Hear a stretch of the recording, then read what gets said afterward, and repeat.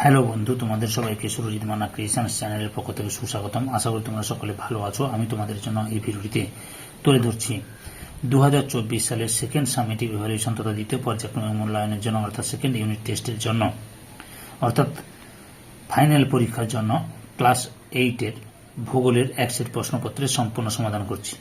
তোমাদের কাছে অনুরোধ, তোমরা ভিডিওটি না টেনে পুরো দেখো। ভিডিওটি কেমন লাগলো কমেন্ট করে জানিও। ভিডিওটিতে লাইক দাও, শেয়ার করো এবং সুরজিৎ মান্না ক্রিয়েশনস আমার এই চ্যানেলটিকে সাবস্ক্রাইব করে আমার চ্যানেলের পাশে থাকো এবং সঙ্গে ডান দিকে বেল আইকন অল অপশনে গিয়ে প্রেস করো যাতে পরবর্তী ভিডিও নোটিফিকেশন পাও।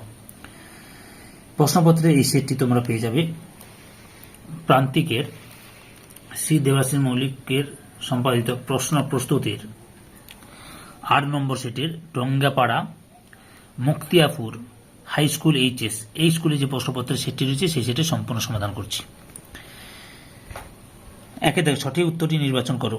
1.1 দেখে আয়ন বায়ু পরিচিত বাণিজ্য বায়ু নামে, পশ্চিমা বায়ু নামে, আকস্মিক সাময়িক বায়ু নামে। সঠিক উত্তরটি হল অপশন এতে বাণিজ্য বায়ু নামে।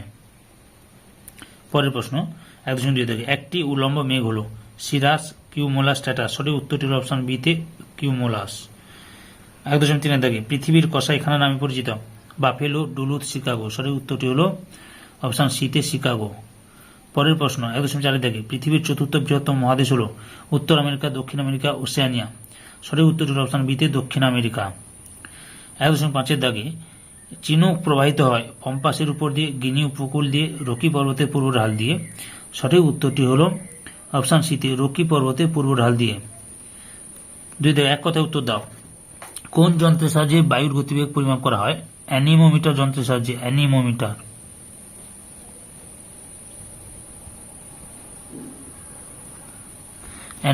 যন্ত্রের সাহায্যে। 2.2 দেখে বায়ুর কোন স্তরে মেঘ সৃষ্টি হয়? ট্রপোস্ফিয়ার স্তরে।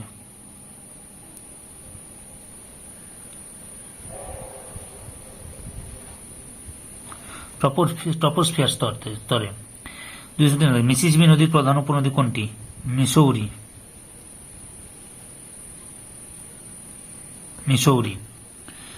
2.4 থেকে পৃথিবীর বৃহত্তম মোটর গাড়ি নির্মাণ কেন্দ্রটি কোথায় অবস্থিত? ডেট্রয়েটে।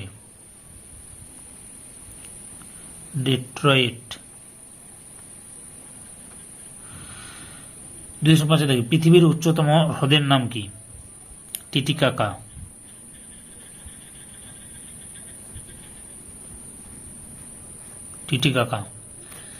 এরপরে কি রয়েছে দেখো, 3 দাগে শূন্যস্থান পূরণ করো। 3.1 দেখে ডোলড্রামস কথাটির অর্থ শান্তাবস্থা।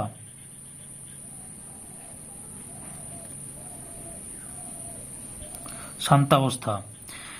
3.2 ড্যাশ মেঘ একটানা বৃষ্টিপাতের পূর্বাভাস দেয়? অল্টোস্ট্যাটাস। এখানেই লিখে নিচ্ছি আমি অল্টোস্ট্যাটাস বলে, একটু নিচের দিকে লিখছি, তোমরা দেখে নাও অল্টোস্ট্যাটাস।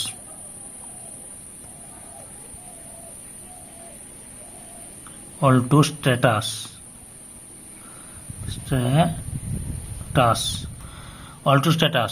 তারপরে হচ্ছে জলকণা ও তুষারকণার আংশিক মিশ্রিত রূপ হলো ড্যাশ স্লিট। পরে 3.4 দাগে কানাডীয় শিল্ডের অপর নাম ড্যাশ লরেন্সীয়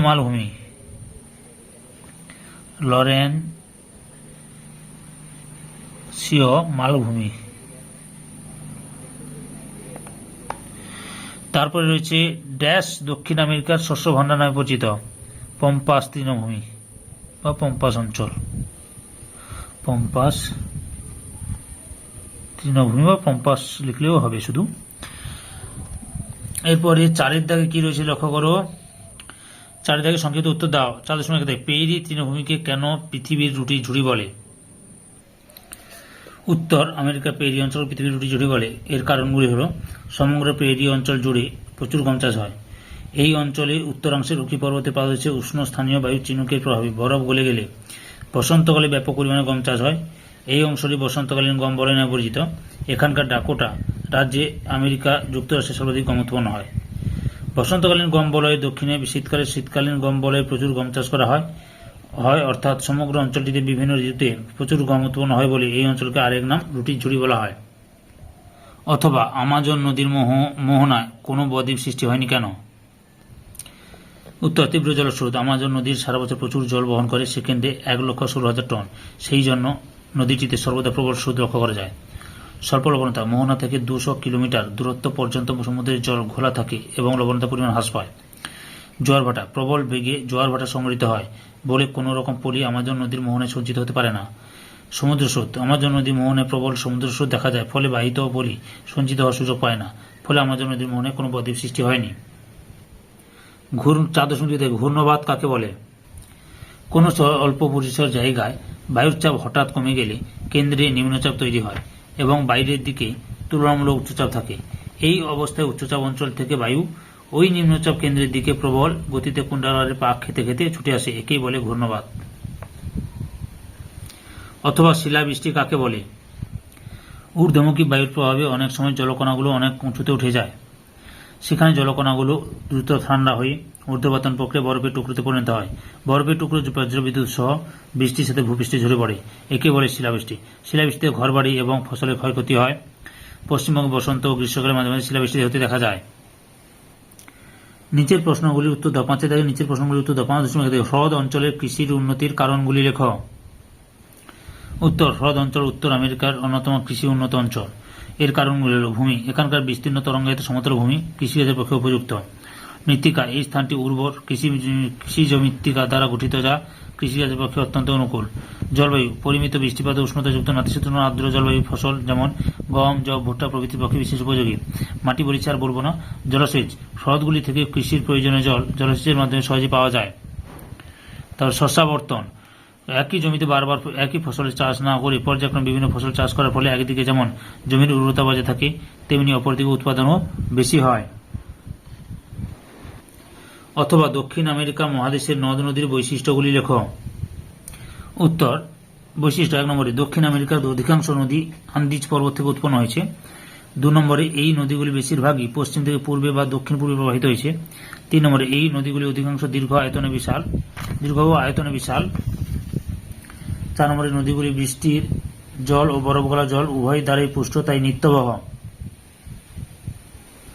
মোহনার কাছে প্রবল বেগের জন্য অরিনোকো নদী ছাড়া আর অন্য কোন নদীর মোহনায় বদ্বীপ সৃষ্টি হয়নি। 5.2 মেরু অঞ্চলে দুটি চাপ বলয় সৃষ্টির কারণগুলি লেখ। উত্তর, সুমেরু ও কুমেরু উচ্চচাপ বলয়। মেরু অঞ্চলে দুটি চাপ বলয় সৃষ্টি হয়েছে, সুমেরু উচ্চচাপ বলয় ও কুমেরু উচ্চচাপ বলয়। অবস্থান, উভয় গোলার্ধের 80 ডিগ্রি অক্ষরেখা থেকে মেরু বিন্দু অর্থাৎ 90 ডিগ্রি অক্ষরেখা পর্যন্ত সুমেরু ও কুমেরু দেশে উচ্চচাপ বলয় বিরাজ করে। কারণ কি না, 2 মেরু প্রদেশ সারা বছর বরফে আবৃত থাকায় বায়ু খুব শীতল ও ভারী হয়। সূর্যকিরণ সারা বছর তীর্যকভাবে পতিত হয়।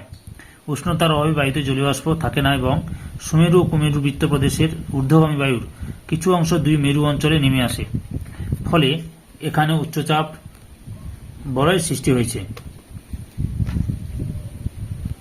এই সেটের লাস্ট প্রশ্ন, পরিচলন বৃষ্টিপাতের বিবরণ দাও।